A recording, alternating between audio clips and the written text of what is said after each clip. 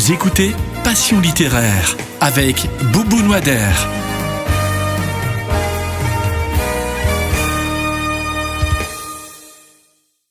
Et nous sommes en direct sur Passion littéraire. Nous sommes bien entourés pour cette première émission. Notre premier invité, notre passionné d'écriture, vient nous présenter un excellent recueil de nouvelles, mais qui se lit comme un roman. Il nous raconte la vie, une dure vie, celle d'un village belge au temps de la Grande Guerre. Prolifique en tout genre, il sublime la langue française et sa littérature est tout simplement exquise. Bonsoir Christophe Kaufmann. Bonsoir à vous. Merci d'être là autour de nos passions littéraires, de nos passionnés littéraires. Merci de m'avoir invité. Avec grand plaisir. Vous venez de publier Les Chroniques du Champêtre aux éditions Academia. En quelques mots, donnez-nous un aperçu de l'atmosphère du livre sans trop en dire. Alors, nous sommes en 1914, entre 1914 et 1918, dans un petit village wallon. Pendant la Grande Guerre. Pendant la Grande Guerre, donc les Allemands viennent de débarquer dans ce village. C'est un des villages martyrs de Wallonie. Il se fait que quand les Allemands débarquent dans la nuit du 3 au 4 août 1914, on était très chaud, qui est resté dans les mémoires. En arrivant, ils se heurtent à la défense de tous les forts qui entourent Liège. Et cette défense-là, visiblement, les excède un peu parce qu'ils vont commettre des actes terribles et, entre autres choses, assassiner plus de 120 civils à l'époque. Ils ne vont pas être contents d'être freinés dans leur marche. Ils ne vont pas être contents. Mais ce n'est pas exactement de ça que je parle dans le bouquin. J'ai eu la chance de trouver les archives d'un garde champêtre de l'époque, un vrai personnage qui s'appelait Charles Losenborg. J'ai eu la chance de retrouver ses procès-verbaux et avec des collègues bibliothécaires, collègues animateurs de centres culturels, nous les avons dépouillés, nous avons trouvé une série d'anecdotes. Et à partir de ces anecdotes-là, on a décidé de faire revivre le personnage de Charles Losenborg, garde champêtre dûment assermenté dans les années de la Grande Guerre. C'est donc une série de très courtes histoires que j'ai écrites au fil de ces 4 années, à peu près une par mois, qui racontent la vie quotidienne d'un village et des habitants de ce village pendant la Grande Guerre. Donc il y est question de beaucoup de choses. Et ça, on en parlera tout à l'heure. On va pas trop en dire maintenant. Comme je disais tout à l'heure, c'est vraiment, on suit la vie de Charles et donc on a vraiment l'impression de lire aussi un roman, mais vraiment avec des épisodes, des nouvelles très, très bien écrits. Alors, merci déjà pour cet avant-goût qui va, j'espère, donner l'envie à tous nos auditeurs de lire ce livre. Je rappelle le titre, Les Chroniques du Champêtre aux éditions Academia. Notre invité suivant qui va faire beaucoup de bruit et qui va mettre le feu, j'espère. J'ai l'honneur et nous avons le privilège d'accueillir un chanteur que j'ai invité sur le Salon international du livre au féminin Elle se livre en mars 2018. Il est généreux. Il est accessible, il chante la vie, l'amour, la famille, les amis. Allez le voir en concert. Je disais ça tout à l'heure, il met le feu. Écoutez ses albums, savourez ses textes. Bonsoir Antoine Armédan. Bonsoir.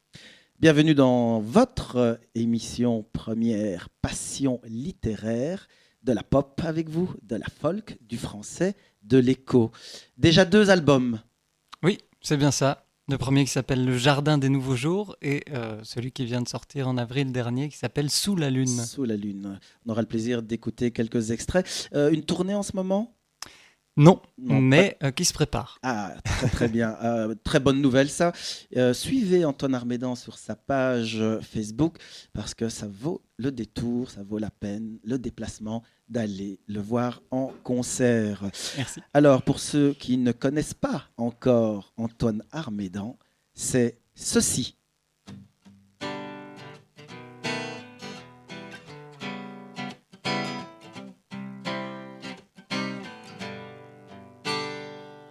Et c'est ça.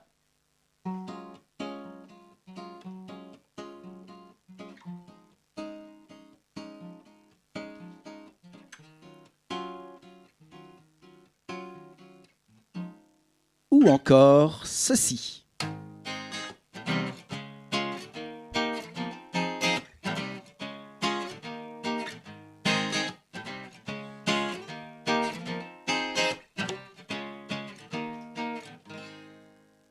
Voilà déjà un bref aperçu.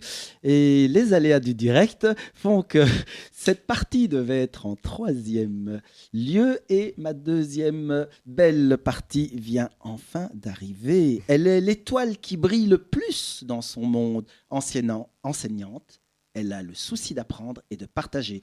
Elle permet à de nouveaux auteurs belges d'entrer dans la grande cour des lecteurs. Son travail a été récemment récompensé par le prix Reine Paola. Elle est organisatrice, créatrice de beaux rêves littéraires, éditrice de la maison d'édition Le Monde des Étoiles. Bonsoir Vanessa Dubany-Wix.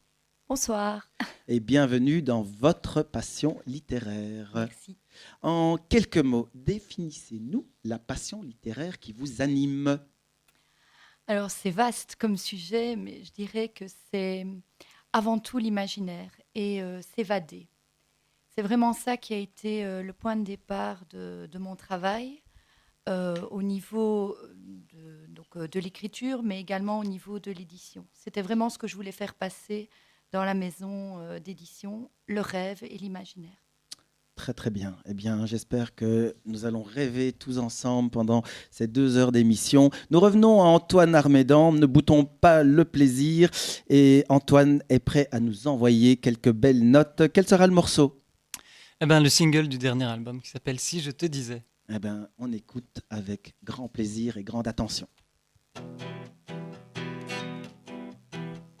Si je te disais qu'au fond du fond de mon être, j'ai toujours su, dès le début, qu'ensemble on ferait des pas sans parer nos lettres d'accent aigu, me croirais-tu qu'il y aurait à mon teint l'empreinte de ton parfum, qu'il y aurait à mon doigt le dousseau de nos émois? Si je te disais qu'au creux du creux de mon âme, j'ai pressenti, quand t'as souri, que tu deviendrais elle, celle qui déclame les embellis. Si je vacille, j'avais déjà cette image de ton menu paysage, changeant de sa cargaison en contraire de l'horizon. Était-ce un coup monté par le manigancieux hasard? Était-ce écrit quelque part la suite de ce rencard?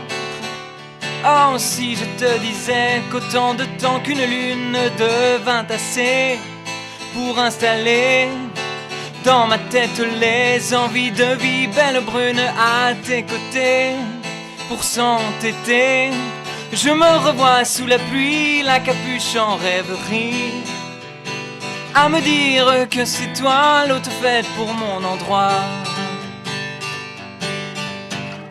Était-ce un coup monté par le manigancieux hasard? Était-ce écrit quelque part la suite de ce rencard? Si je te disais qu'usant 10 ans et le reste ça change rien à ce refrain, tournant sans arrêt depuis l'appui manifeste de lèvres au coin, des miennes à point, quelques notes au ton léger, quelques mots au goût sucré, qui murmurent et acheminent de l'azur dans ma poitrine. Était-ce un coup monté par le manigancieux hasard? Était-ce écrit quelque part la suite de ce rencard? Était-ce un coup monté par le manigancieux hasard? Était-ce écrit quelque part la suite de ce rencard?